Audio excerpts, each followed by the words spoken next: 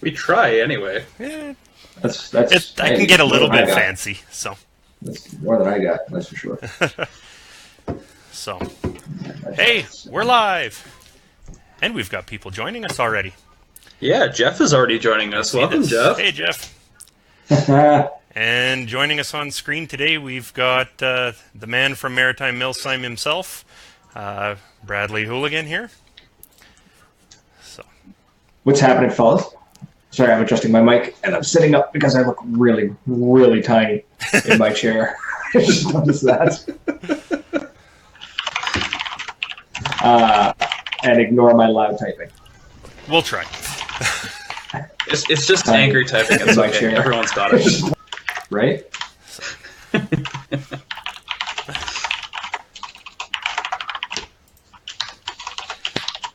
So, there we go. Don't really have much of a game plan for the show. Game plans are for suckers. Exactly. When in doubt, I like this wing style. it. But yeah, so we tried getting this show going last year. 3 times? Something like that. 3, 4? I don't know. I can't remember. I've lost track. So, but yeah, Brad, you were nice enough to approach us after I think we'd only had out 1 or 2 episodes and said, hey, you guys want to do a show together? And we finally got it going. So thank you very much for, even acknowledging our existence. Man, it's awesome seeing all the podcasts and stuff popping up all over the place. So I have to get on that. So well, it's especially humbling for us out here in the West. We're the little guys, we're the small fish in the pond. So having such a big fish acknowledge us is awesome. Big fish, yeah, big fish.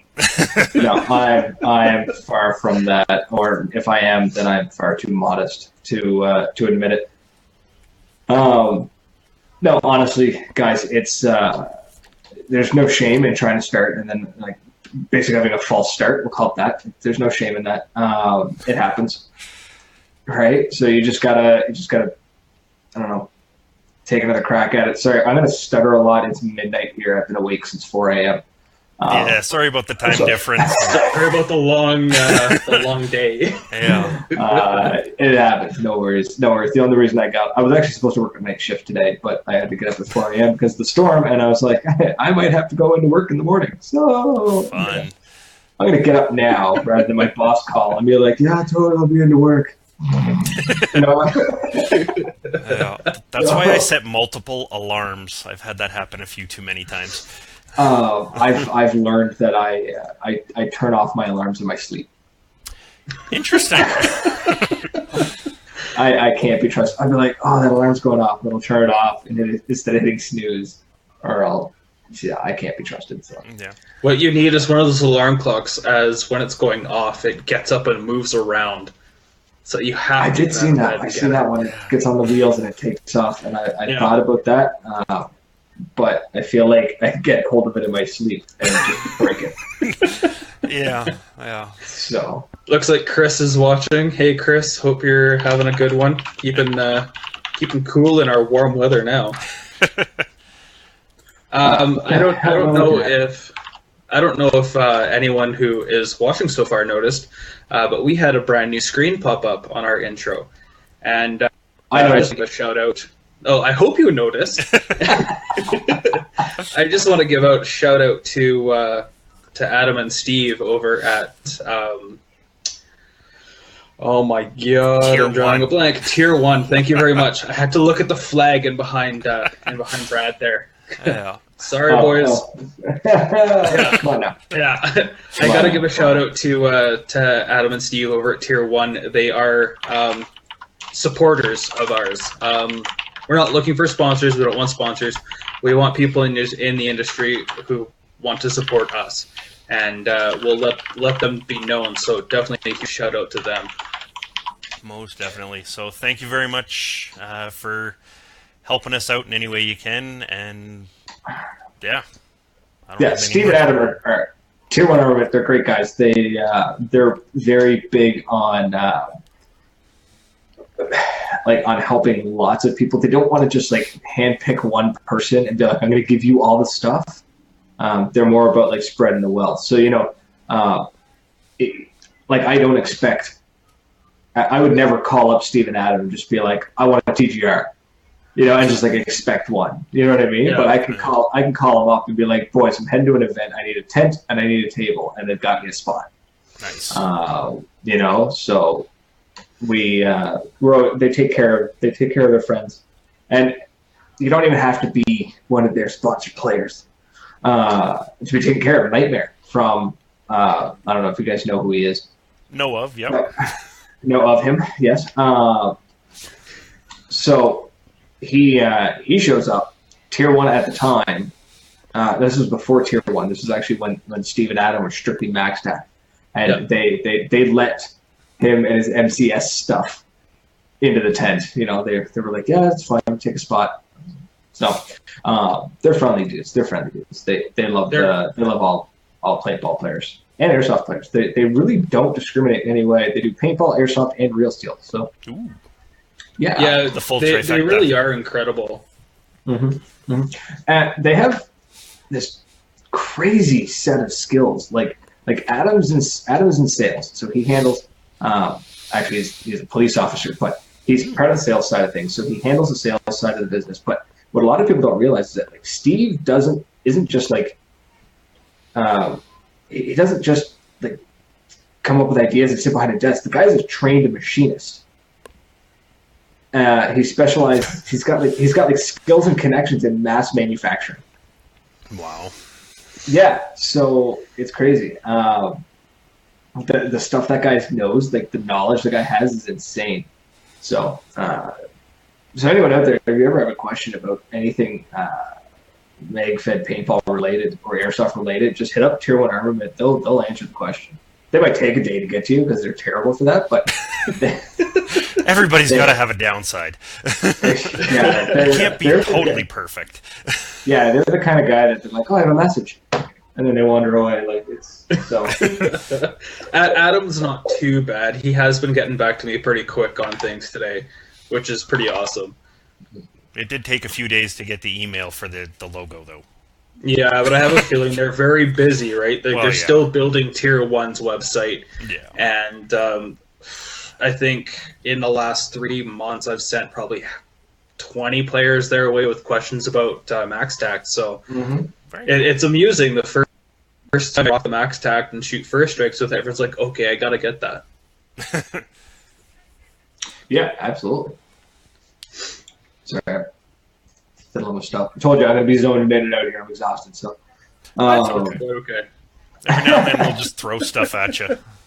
Right. Just throw a random question at me and I'll try and answer it as quickly as I can. Be like high school, falling asleep at a desk. Yeah. So. Yeah. So I guess I had one major question, and that question was, how did Maritime Milsim Podcast come about? Does it have something to do with the Maritime Milsim League, or is it separate? That laugh says there's a story. There is a story. There is a story for this. There is a story. So basically, sorry, I'm gonna take off one of my headphones there. Okay, so we're gonna travel back in time about 3 years ago, and what had happened. Sorry, fiddling with my audio. What happened was I'm sitting in a town called Atholville. It's next to another town called Campbellton. Between the two towns, there's a population of about 5,000 people with a welfare rate of about 45%. Wow. Yeah, this is one of those, like, you know when you see in the movies and it's like a small town in like the middle of the United States that it's super small, super poor, and there's a lot of meth and drugs. Okay. It's exactly that. I've seen that in movie. The mountains. Gotcha. Yeah, except this is in the mountains. Well, that's So it's Deliverance cold. then. Yeah, right on the border of Quebec, to add to things too. So, at least it was cheap beer. Oh, silver So lining. I'm sitting there. It's December. It's cold as balls out, and it's not just like that. It's not like the cold you guys get out west, right? You guys get that cold where as long as you bundle up, you're fine. As long as your skin is protected, you're fine. Here we get a cold because it's wet and it's damp all the time, and it's just like gets into your bones. and you get like this chill, and you just can't shake it. So, anyways, I've got cabin fever. I'm losing my mind. I can't paintball. It's the middle of winter. There's no fields open for 4 hours in any direction of me, and I'm just losing my mind. And then I see Nightmare, who was a buddy of mine. I graduated with him. I went to middle school and high school with the guy. I'm actually the reason he started paintball, by the way. Just gonna throw that out there. I have pictures. There's another story to that one. It's guaranteed. I have proof. So he's doing these videos, and I'm watching him do these videos, and he's gaining a bit of a following. And I'm thinking, like, God damn it, like, if he can do it, then I can. So I get a GoPro because I was like, I'm going to try this filming my games, because I had done some pretty cool stuff, and it was never on video. And that's when I discovered that I hate editing video. That's why I do a live audio podcast with now video, which is non-edited. So he's doing this video thing, he's doing his YouTube thing, and he's doing really well at it. And I'm super proud of him, but I'm also like, fuck, if this idiot can do this, I can. And a buddy of mine is like, dude, do a podcast. I was like, what the hell's a podcast? Like, I was like, I have no idea. And then he's like, what Behind the Bunker does. That's a podcast. I was like, oh, well, shit, I could do that. So I decided one day, I hit up Brian Nightmare, and hello. What's up, dude? And then knock, knock, knock. Nah, dude. So it's my brother just like knocking on the door. What you doing? So the choice of being live, right? So I'm where was it? The podcast. So yes. I'm listening to Behind the Bunker for like months and months and months before this, and I was like, wait, I could do this. I could totally do this. I was like, okay. I get into the researching, and I was like, okay, what do I need to do a podcast? I'm like, I need guests. I need to be able to record it, and I need to be able to hear me, and I need to hear the guests. I was like, okay, I could do this. I've got a Turtle Beach gaming headset. I've got Skype, and I got some sketchy ass Skype recording software. Done. And that's where it started. Honest to God, that's where it started. Our first episode was actually we did tactical versus tactical. Okay. And I think I watched that episode actually. And it was horrendous. It was horrible, just disgusting. So when everything we did was pre-recorded, and I would go back and I would edit out every every pause, every like I would go through it. I would spend like an hour editing this audio down to the point where I was just like, okay, this is exhausting. Like I've got to find a better way. In which case, then I just stopped editing. And I was terrible at intros. I had to like psych myself up to do intros because I was so nervous and I was always panicking over what I was going to say and what am I supposed to do. And it was ridiculous, absolutely insane. And that's where it started, and then it just snowballed from there. I just started upgrading my mics. I started upgrading my equipment, and then eventually, after about a year, Facebook had announced that they were going to do live stuff. So I was like, okay, live, cool. How do we do this? I need a camera. So then I had a Canon Rebel that I owned, and I was like, okay, how do I use this as a webcam? And I discovered you can't.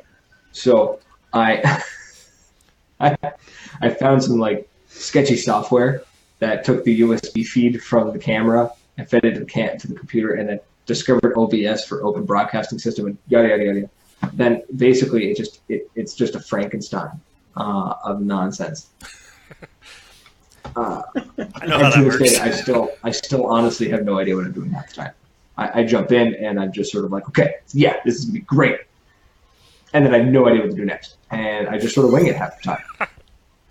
Usually I bring on guests who talk too much, which is great because then I don't have to talk a lot. And it works out really well for everybody. And that's the magic. That's the key right there.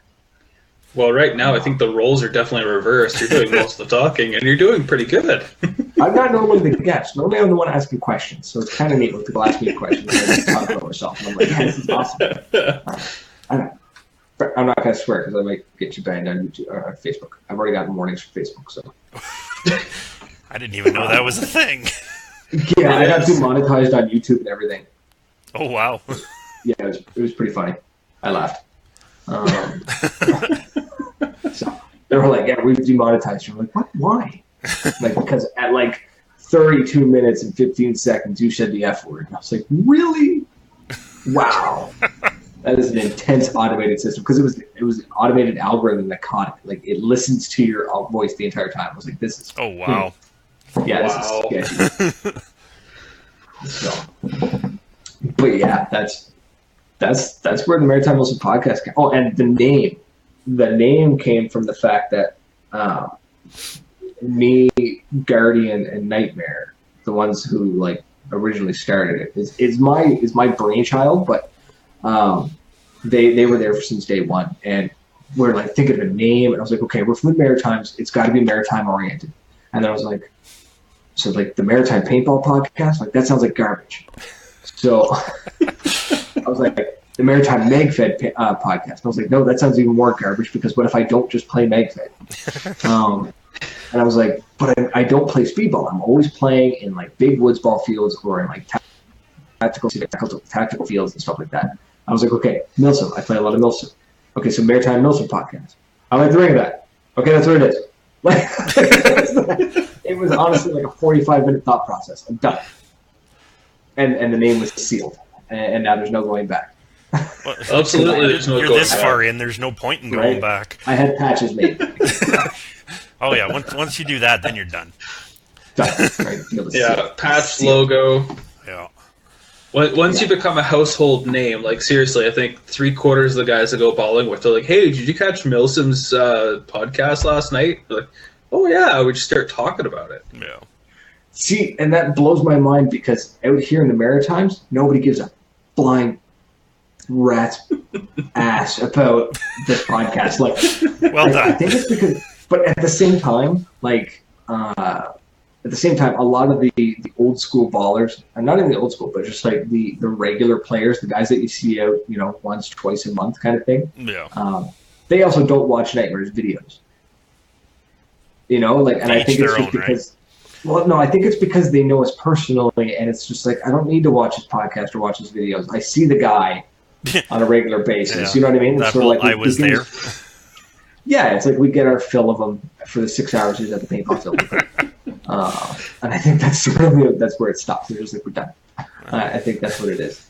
But it is incredibly surreal to hear when people talk about like, oh, I never miss your podcast. I've gotten messages. I was 10 minutes late starting the podcast one day. I got a message from 3 different people. They're like, when do you go live? Whoa.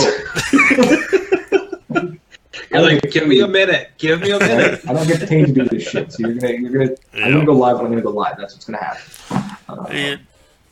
Yeah, that's usually how it runs for us too. I may have been one of the ones bugging you the last time when things were running a little behind. Oh, maybe. Yeah. I think I did once as well. I'm like, I'm waiting. I'm not getting any younger. Yeah.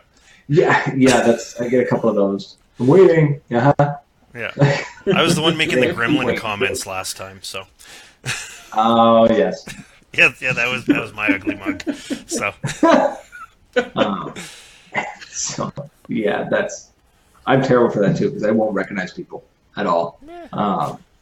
Like I go to events and people are like, "Hey," I'm like, "What's happening?" They're like, "It's so and so." I'm like, "Cool." I don't know you.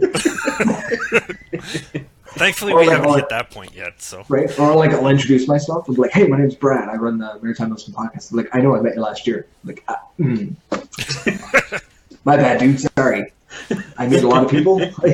See, that's the line I always use. It's like, yeah, I talk to a lot of people on a very daily basis. So I'm sorry. I work retail, so that's my I deal with 200, 300 people a day. So I'm. Yep. I don't deal with that many people, but I do deal with probably about 30, 40 people on a daily basis just coming in to talk to me about doors and flooring. right? Exciting. That adds up. That adds up. Absolutely. I think what it is also with your success, like your show's success in Western Canada, is that we didn't really have anything out here. We didn't have anyone polarizing the industry, so to speak. We basically have the CPPL, and then that was kind of it. Apart from the occasional big game every year, we'd have one or two big games that people were like, "Oh, I've got to go to that. I got to go to that." And now it's like we've got voices coming from the east, from the Maritimes. We've got voices coming from the south of us. We're just kind of going, "Okay, well, when do we get ours?" And everyone, as soon as we started going, they're just like, "Oh yes, it's starting! It's starting! Oh my god!" So it's as you probably experience, it's a work in progress. You've got to take those little steps. Absolutely, and you've got to be fully prepared to fail miserably. I'm good with that. I mean that in the best way possible. So I could probably name like 4 solid times that I thought about shutting down the podcast. Right, it happens. You hit a rough spot, or you hit like a dry spell, and you're just like, "This is garbage. I don't want to do this anymore. Why am I putting all this work into it?" And then the next week rolls around, you have a really great episode, and you're like, "Oh yeah, that's why I do this." And then it's like a solid 3 months before you feel like shutting it down again. But it's definitely a work in progress. You're always learning, always looking for like the next cool thing to do. My biggest turning point, I guess. Mm-hmm. Not a turning point. I don't know the word I'm looking for, so I'm exhausted. And then having an allergy attack, right. So I keep poking in my eye. Oh, that's why you kept. I'm like, eventually that thing's gonna pop out of there. You keep doing that. No, I'm having an allergy attack, and I took some meds, but it's not helping because I keep poking it. Oh. So when I started the podcast, I only knew about Behind the Bunkers and mine. Mm-hmm. Not to say that we were the only two. They were the only two that I knew about. And then Reaper started his, and then after Reaper there was Talking Tactical showed up, and then after Talking Tactical, a couple others showed up. Anyways. Yeah. So the podcast started popping up. I was like, this is really cool. This is awesome. I'm glad that there's more podcasts coming up. I don't know if it's because I started, like, some people have said that I started the ball. I got the ball rolling. I was like, nah, I don't think so. I think maybe just I noticed how easy it was at maybe a couple of months before everyone else realized how easy it was, and everyone started doing it as well. Because podcasting really started to take off in the States about 2 years ago. And I think it was just great timing in that sense. But I've also noticed that I went live, and I noticed a lot of other people started doing live stuff as well. And I was getting messages asking, like, how do you do it? What software do you use? And I was telling everybody how I do it. And then, like, the next day, there's, like, a carbon copy of my podcast. Like, I'm just like, okay, I'm going to fix this. Time to be a little less specific. Yeah. So now that's why, I've got, like, if you look at if you looked at last week's podcast, you saw like the blue like windows around it with like the names. I've got like the moving background. So you just sort of keep adding and building onto things, and you just get more and more technical. I noticed your Christmas one, you had the snowflakes, and I love the Christmas one. That was my favorite one. There was so much color. I was just like, just pops. It was great. Yeah. At one point, you ended up talking about tactical karaoke. Yes, which is actually still probably going to happen at some point. Sweet. So we decided the podcast. I decided, it wasn't a we. I'm not going to drag the guys into this. This was me doing this. So if anything goes wrong, it's my fault. I decided to create a Patreon page, and I thought, well, shit, if I'm going to do Patreon, I got to do something extra. So we were playing around with this idea of these challenge videos of just like stupid challenges, not like who can get the most eliminations or who can get the most accurate shot, but more like who like just giving somebody a really stupid challenge. One of them that I popped into my head was like, when you're on the paintball field and people are shooting at you and you get hit and they're like, "You're wrong, get off my field," you know what I mean? Like, yep. Or somebody's shooting and like they hit somebody and like he's hit. So my challenge was to challenge the guys to not do that, but instead that they have to like yell out some random stupid piece of trivia. So like when you're firing and you hit the guy, you'd be like pop pop pop, like, "Hey, you know platypuses are the only mammals that lay eggs." Stupid shit like that. That is awesome. And it was whoever could like come up with the most ridiculous one that would win. Or like the other challenges is that you've got to go into a game with you only get like 30 paintballs.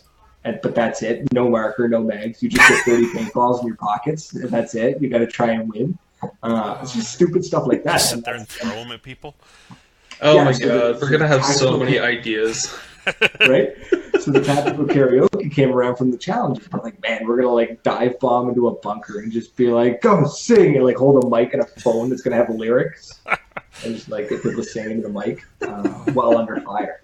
Yeah, that's the plan. Anyways, that's the plan. So we should so totally do something like that for Shooting for a Cause 5. Definitely. Do it. Oh my god. Just find a mic channel that's got a whole bunch of different players on it and make people sing into radios. Right? Yeah. Like if you got like a Bofang, like that sucker's got some range, right? A YMCA challenge and halfway through the Juggernaut game. Yeah, see how many players you can get to actually stand up and try and do the YMCA before they get eliminated, right? It's like just stupid challenges like that. Because with the Juggernaut on the field, that would be awesome. That would be so much fun. Exactly. And I think it would be awesome because right now on YouTube there are two types of paintball videos. Two types. There's two types of Milsim, because that's my world. Yep. Two types of Milsim videos out there. One is the first person view, which is really shaky and a lot of breathing into the mic. Like, you know what I mean? Like, I get it, the adrenaline, they're running, right? But like that, and then like a lot of shooting, and then like saying they got somebody out, but you really can't see because it's a GoPro footage and like there's not a lot of detail. It's grainy and zoomed out from about 3/4 of the way down the field. Yeah, exactly. Or it's just like fail videos, right? So that's your two Milsim videos. Yeah. That's it. That's all you get. And I was like, man, we got to bring some humor into this shit. We got to make something funny. Yeah. And that's where like the challenge videos. I was like, we're gonna make this happen. We have a game coming up in 24 days. At a place called Hillsborough, and it's gonna be a winter game. So last year, I have to grab the footage from them. I've been trying to get it from them, but they have a hard time getting it to me because reasons. But Gremlins. We were playing in the field, and everyone started to run out of paint because we met at the center line, and we just kept trading paint back and forth. And then you could like hear the game start to slow down, and then you see more markers piling up on the respawn location, like people ditching their markers. And we just keep going for the flag, and then the ref noticed, and he just randomly stops. And he stands up right straight, and he just goes, "Snowballs count." And then the snowball fight broke out. Awesome. Best ref ever.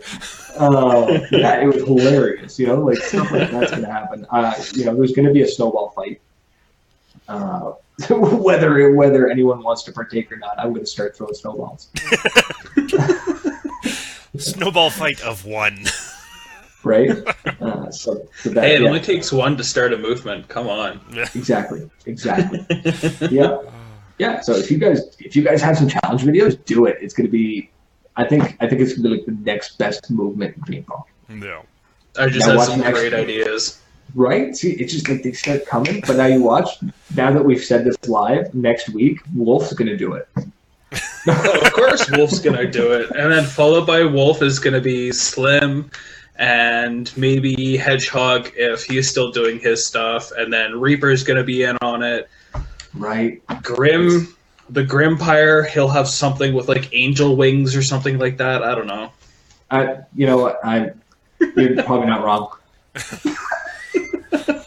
Not to hate on any of the guys. I love the creativity, but it's. I'm a very practical guy, so when I see stuff like Grim's stuff, I'm like, man, you got way more energy than I do. Oh, he's got his stuff is insane. Like just his Grimpire stuff that he's been doing. I'm just like, how did you get 500 versions of you looking two different directions? Control V. Okay. Copy and paste. Yeah, I got to give those guys props, man. They've got way more energy than I do. Oh, absolutely. You know, so props to them, but it's definitely. beyond me. It's beyond me. Hopefully, we still have snow for my winter game, or our winter game, I should say, wait for it. on the 28th here. But if there's snow, I'm doing a snow angel contest. Nice. The team that can have the most snow angels in a row, like a perfect row, while under fire, will win that round. Yes. There we go. So I'm just thinking, I can just picture the one guy who's just gonna like make an outline of a speedball marker and be like, "It's an angel," right? And he's like, "You bastard." Right? 15-year-old or he'll have an angel paintball gun and he'll just plant it. right? Just, No, I'm saying now that don't count. Hey, it's still an angel. It's still a snow angel. It's still not as funny. no. I want to And see like I would give him one props. guy who makes an angel, gets up, makes an angel, makes an angel, gets up. Right? If he's going to use the angel paintball marker, though, it's got to be one of the original ones that were like 4 inches tall. Yeah. Right? Like they had so much aluminum on them. It's got to be one of those. Has to They be. weighed like Absolutely. 10 pounds. Oh, those things were indestructible. Right? That was why the company went under. Nobody ever bought a new one. No, because they still last. Like, they're easy to tech. They're gorgeous. Like, honestly, if they came back out with that style of paintball gun, everyone would buy it. Yeah, absolutely. 100%. I mean, Empire brought back the autocock with the resurrection, right? And then everyone lost their minds. And I really think the Angels need to come back. They're like a classic car.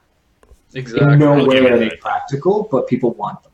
Exactly. Like, So. unfortunately, though, I don't think they will come back because anyone who does have an Angel is going to start complaining about their value dropping. Yeah. Yeah, That's what happens with classic cars, too. Yeah. Yeah, you got a point. You do. I would say to those owners that they can go pound sand because I want a new Angel. Right? So An that's Angel that can shoot 25 BPS, now that would be a scary sight. yeah, exactly. Right? And with today's new paint, come on, you're laughing. Oh my That could god. be insane. I would love it. Love Oh, it. yeah. Love it. Everyone would love it. Even the rookies, those who have no idea what the original Angel looked like, would look at this thing and go, "Okay, I gotta have it." Yeah. It's the only paintball marker with curves. Exactly. Chris is saying no on the Angels. Well, Chris is wrong. Yeah, I'm sorry, Chris. I'm I'm sorry, Chris. It Chris. sounds like you're outvoted. 3-1. Hey, Neil, thanks for joining. But yeah, no, I remember back when I first got started and buying all the magazines because I was that geeky kid who, dived into this stuff head first, and there was always the new Angel in the magazines, and I'm like, one day, and one day has not yet come, so I'm SOL. Yeah, that was man. Being early adopter is scary. You either come out on top or you lose. It's more often than not you lose. Yeah. Yeah, well, when you're 13, those things were not cheap markers, so. God, no, not at all.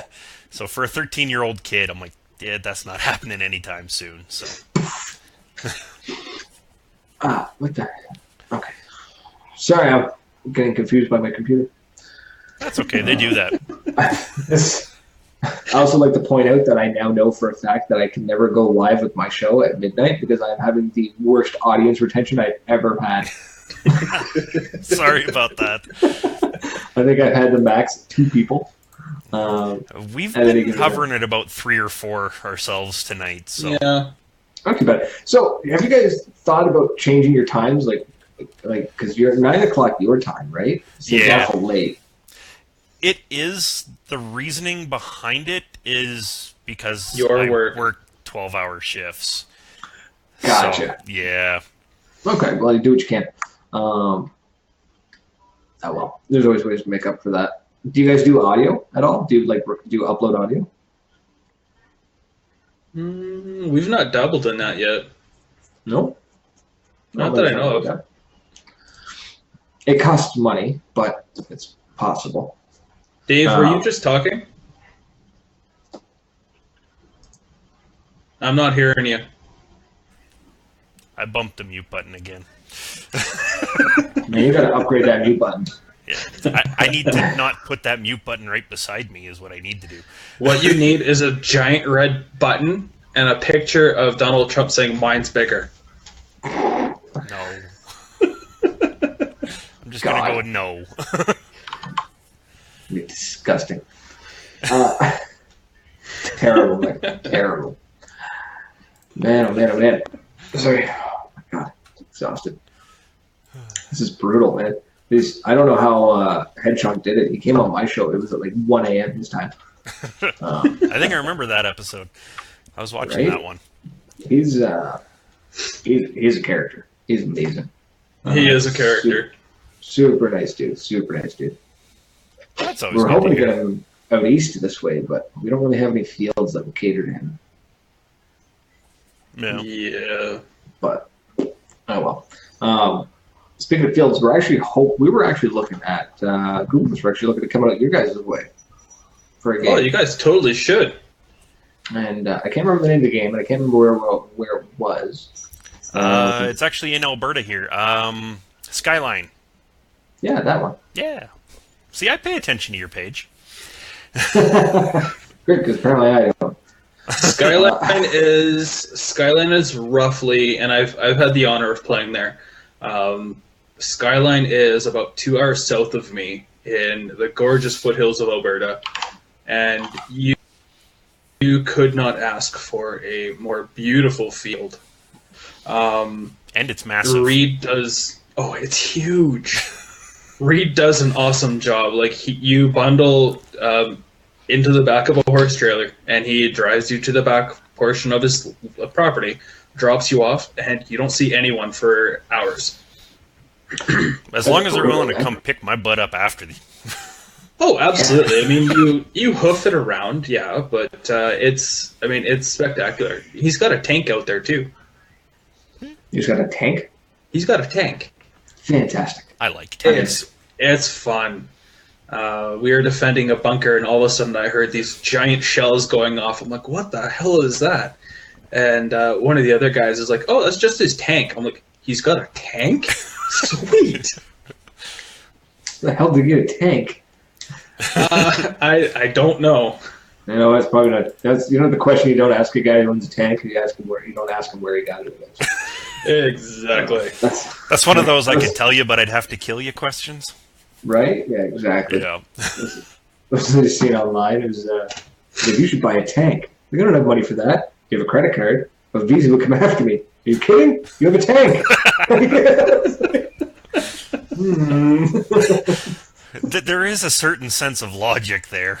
Right? I could buy a tank. Except I'd be more worried about my wife getting the keys, and then I'm in trouble. Right? She'd run me over with the tank.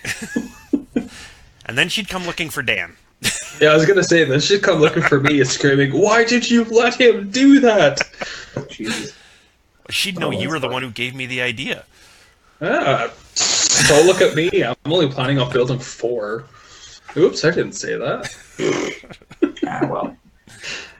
Something we don't have enough. We don't have any of it this way is tanks. We have no paintball tanks on the East Coast. Yeah, you were saying... have. Go ahead, Dan. I was going to say we don't really have anything that drives on fields. No. Reed, I think, sticks to the road with his. I've not actually seen it, but that video that surfaced of all those little itty bitty mini tanks that people were riding around in, I'd love to build a couple of those. They'd work The just golf fine over carts. CTF. Exactly, Yeah. or lawnmowers. Yeah. I always figured just like an Argo. Just grab an Argo and slap some cardboard on it, you're done. Exactly. It's like Right. unsinkable right there. Yeah, exactly. Great Take big that bad boy in the PVC water. tube. Yeah. Right? What more do you need? What more do you need? Exactly. Yeah. Turn it into a bison. Why not? Yeah, exactly. Screw it. Boys. Man, this is weird not being the host of the show. I'm not. Well, on your page, kind of you still are. It's just on our page you're not. So. Well, yeah, sort of. Sorry for taking the words right out of you there, Ian. I like stealing things sometimes.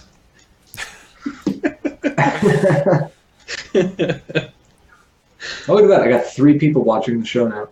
Hey, we're at 3-2. Hey, All right? It's 12:42 in the morning where I am. Holy moly. there's always a few diehards out there. Well, I mean, technically, it's a lot of my fan base is out of Ontario. So Neil says that there are several tanks at Skyline. Cam has one. Reed has one. The Red Hot Roosters from Swift Current bring one for the weekend games. We did see Cam's tank, which is, I believe, just a Jimmy with a with mesh on it. Yes, That I was, recall that thing. I got shot by was- that thing. That was not I pleasant. got shot by that thing too. That is a beautiful little tank. It's a nice little thing actually. It's a lot of fun to shoot at because you can't kill it, and you can just go hard, and it's horrible to get shot by, especially when there's Tanner in it, Yes. just laying waste to you with a speedball gun. Damn that man! Yeah, I was too busy paying attention to other things on the field, and then all of a sudden I'm getting shot at from behind, and yeah, turn around and see that thing rolling up and Tanner sticking out the top of it. Yeah. I think when it first came around, we had that chopper buzzing us because of the smoke machines. Yes. Yeah. Yeah. Smoke machine, when there's the whole wildfire issue, not always a Yeah. great idea. Well, we let them know. Well, this is true. They were given let a them heads know. up, but But, boys, get on my level. We lit our field on fire. We've done We, that a couple times. We had some guy who threw a homemade smoke grenade. Oh my god. Those don't burn cold, no. No. Those are just words that should never go together. right? And yeah, he's just like, hot smoke. And we look, and like, little fire broke out. We're like, oh shit. Yep. We've done a few of those out at Weekend Warriors. Had to put out some fires during some of the big games there. Well, That's And, funny. yeah.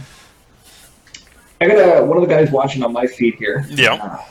It's actually the Kilted Scotian, who is now like the Kilted Ontarian.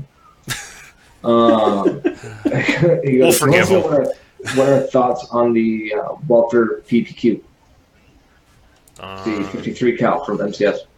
Oh. It'll be interesting. 53. It'll be interesting to see how that fares. Like I myself, I don't run. Guys out here are TipXs and TPX. Yeah. Even the 8.1 doesn't really get out onto the fields very often out here. Typically, no. Yes, Tipex 100% controls the Maritimes here. I think it's really cool. I think it's a fantastic training firearm, like a training marker. Yeah.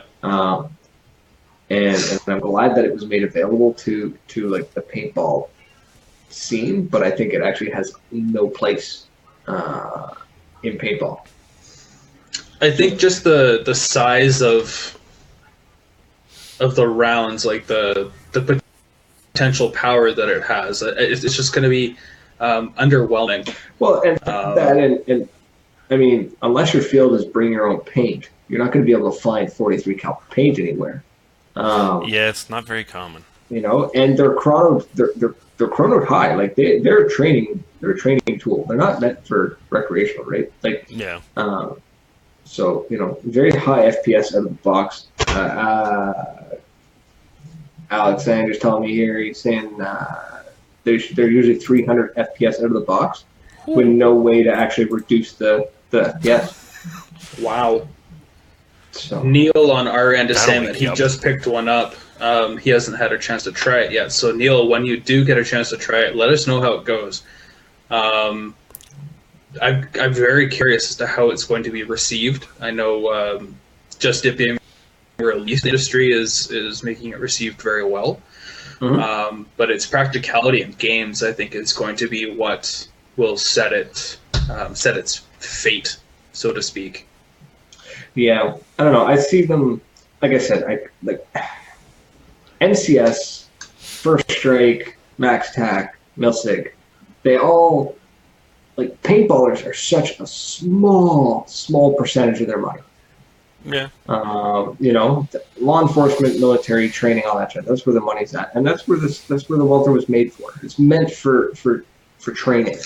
I'm not going to say that I don't think anyone should ever buy it. I am going to say though, definitely do your research before you purchase it. Like anything like that, know what you're buying and Right. use I'm it just appropriately. I'm just wondering how many people are going to show up to a paintball field and be like, "Yeah, I want to use this," and they go to chrono and it won't go below 300. Yeah. Every field out here I know is 300. Brian is watching, and he's one of the owners of a field around here. I don't know what his FPS is out there, so Brian, if you could let us know, that'd be awesome. But if it can't go below 300, I don't see it being used any fields. Yeah. No, that's my thing. Unless so this way, 280 is max. Yeah. Yeah, I know around here, like Dan was saying, we typically top out at about 300, but there are a lot of players that will push that as close to that 300 as possible. Yeah. So I think that's going to be the crew that is, buying these things and trying to use them on a field. Yeah. Getting them to constantly stay at just the 300 is where it's going to get tricky, and what happens when it spikes, right? Yeah. I mean, Exactly. your mask should technically not fail. If a paintball hits it, especially a 43 caliber paintball hits it at over 300 feet per second, it technically should not fail. Typically, masks they're tested for 300 FPS, but they can handle a lot higher than that. Because makes sense. Just how safety standards work, right? Yeah. But I would be annoyed if I bought one not realizing it and then find out that I can't use it anywhere. You know what I mean? That would just suck. So I hope people do the research. I hope people realize what they're getting themselves into with those things. I think they're very cool, but I think they're more of goofing around with the guys or doing some training or something. Outlaw ball. Yeah, maybe a little bit more outlaw than regular field. That is 43 caliber. You find me high quality 43 caliber paint. I think that's the main reason why the Eraser kind of fizzled out. A, it was heavy. B, it was expensive. And C, you just couldn't get the paint for it. Yeah, absolutely. And the paint you could get was garbage. Absolute garbage. Yeah. No, that was a really good question. Brian says 300 is it for his field. Mm-hmm. Everything is safety rated for 300. If you use over it, you will have issues with insurance. So they'd have to be approved by the goggle companies to approve this. So if you're using it at a field, obviously you're going to have insurance issues. So most likely I see fields not allowing them. Yes, I agree. Yeah. As for the goggle companies having to approve it, they don't have to approve anything. The goggle companies don't care. And frankly, the manufacturers, MCS doesn't have to care about the goggle companies either. Yeah. Just because they're selling a product, that's like saying that, that's MCS has created a product that doesn't necessarily belong in the world sport of paintball. It might have a spot, but I don't know if it does or not. It could have a spot in pistol challenges, potentially. But that, I think, is probably as far as it's going to go in the sport. Yeah. We'll see. Maybe it'll pop up a little bit more. Yeah, Chris is saying he runs 270 to 280 at his field, so that right Well, there, if you can't go under 300, well, you can't use it at that field. Yeah, see, and that's what we do at our fields. Is we run 280 max, sometimes 290, to take into account that maybe that first or second shot might spike. No. So if it does spike, it'll go to like 300, maybe 305, 310. Like it's not gonna kill it. No. Like I said, if the mask fails because a paintball hit it at 305 feet per second, then that mask was garbage to start with. Yeah. Makes sense. Or needs to be replaced. Absolutely. Ian is asking if any of us have used the atomic pickles. I don't think I've even seen what they look like, to be absolutely honest. I can't say as I've heard of them myself, so. So I haven't had my hands on one yet, but I'm working on it. Basically what they are is they are rubber. It's a soft rubber ball, but it's got holes in it. The wiffle ball things. Yes, yeah, the wiffle ball things. Okay, I recognize those now. Yeah, that can be fired at each other inside. So they're basically a better version of a reball. Yeah, except they have a very short range. Yeah, because they're wiffle ball. Yeah, they're basically meant to be used like in a house. Okay, kind of like Nerf. Yeah, like a really cool Nerf. Yet again, another way for me to get into a whole lot of trouble very quickly. Yeah. Oh my God, there's far too many ways for that, man. Come on. Oh, very true. Yes, we do play MegFed. Yeah, Jesse. MegFed. I can't talk for Brad. I know he's got 1 or 2 MegFed markers. 3? Yeah. I think. Yeah. 3. Neil's saying that they won't work for MegFed, so unfortunately we can't test them out. Bomber. That's fine. I can put it in my Mini, or I can put it in the A5, or I can put it in the X7, or I can put it in the KP3, or I can put it in. He's got 1 or 2 that it will work with. So. Oh yeah, he's a MegFed player. But this is one of the nice things with Tier 1 was when I first got sponsored by MaxTac, back when Steve and Adam were MaxTac. I asked them, I said, what are the rules on markers? Like, what's the rules? They're like, well, we'd prefer if you use ours. I said, yeah, I understand that. They said, but we also understand that, a MagFed marker is not always the right tool for the job. So I'll start every game with a MagFed marker, and if it turns out the MagFed is just literally giving myself such a handicap that I can't perform in any way, I'll bust out the Mini. Makes sense. Just start with the paint. Yeah, like it's ultimately I would rather be on the field with a different marker than being off the field griping because my MagFed marker can't keep up with the 40 speed ballers on the other team. Exactly. FR, what markers y'all got? What's the FR mean? Or is that just a typo? I'm not sure. The new First Strike ultra spherical balls. They're powder balls with First Strike PE shell. I was watching a video on those. They're interesting. Apparently they're supposed to be better for putting into a mag. You don't get all dimpled and stuff. But they break easier from what I was reading. Yeah, they've got a fairly brittle shell. Yeah. And they're quite expensive. There is that issue. So that's and they're a powder ball. So this is going back to that whole companies like First Strike are not paintball first. So these powder balls, they're probably not meant for the world of paintball. right? They're probably meant for law enforcement. Training. That's why they're so expensive. Yeah. So, I think and it's then GS. 200. I think it's 200 rounds for $85. See, I that's think it's something like that. Something around that.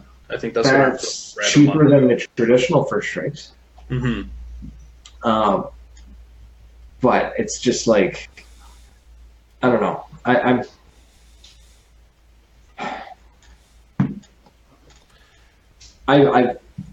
if I have problems with my mag-fed marker to the point that I have to buy paintballs at $80 for 200 of them, that's when I break out the mini. Yeah. You know, like it's More cost effective. It's more cost effective. It's more fun. Yeah. And I don't have to worry about anything. Like, it's just some of these guys who play MegFed to the point where they're just like, I know some people who won't go to a game unless they're allowed to fire a first strike round. Like, they will boycott an entire event. It could be anything, and they'll boycott it because they can't use first strikes. Yeah. Jesse I have yet Thomas to wants to fire know, a single first strike. They're fun. They're fun as hell, and I 100% approve of first strike rounds. I love them. But I will play every other paintball markers, you know. Oh, yeah. So Jesse wants to know what markers we all got. Dave, you go first. I've got a X7 Phenom that I have modified so that there's very little of the original marker left. It's mag-fed now, and yeah. It's actually quite a beautiful thing. I like it. I've had actual cops sit down beside me at work where I had it up as a screensaver, and they thought it was an actual M4A1. And I forgot that the guy sitting beside me, I can't remember if he was gang unit or homicide, but he's like, "Oh, that's a nice little toy there." I'm like, "Yeah, that's my one at home." And he stops and looks at me. He's like, "Wait, what?" I'm like, No. It has a the air gauge there. Don't arrest me, Right. please. So, how about you, Dan? My new baby as of, last February is the Max Tact TGR2 X2 Commando. And I absolutely love that thing. It is a beast on and off the field. It's a workhorse. Simple to tear down, simple to operate. 18-round mags. You can't beat it. Before that, I was running a Spider MRX with 10-round mags.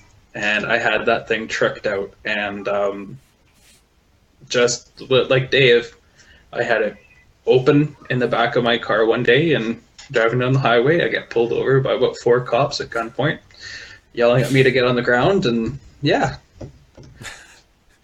I will never transport something out in the open ever again. No, bad call. Nope. Very bad call. So, I'll go through mine. I have a TGR2 MK2, a TGR2 MK3, a Tipex, a KP3, an Invert Mini, a 98 Custom, and an X7 Phenom. So basically, my entire wish list. Been doing this for over 10 years, man, and I don't get rid of things. Yeah, that's why I still have speedball markers from. So, Yeah. but it is what it is. Exactly.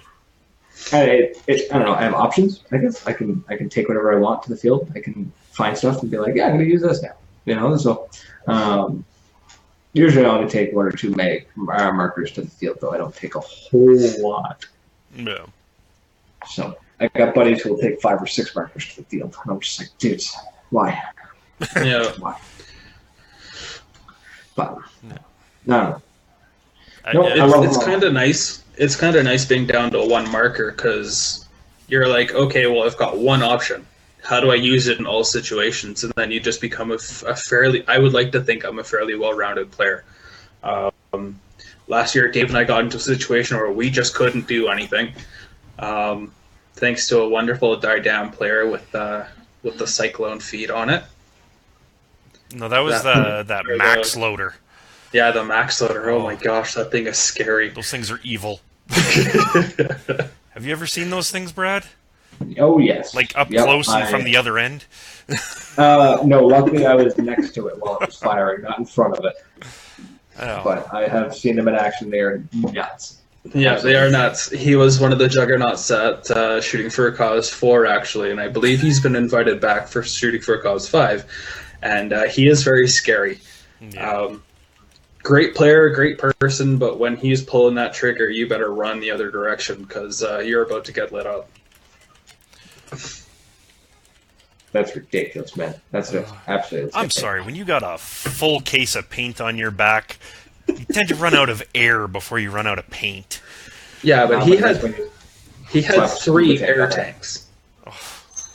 He had 3 air tanks. No wonder I didn't leave the trees.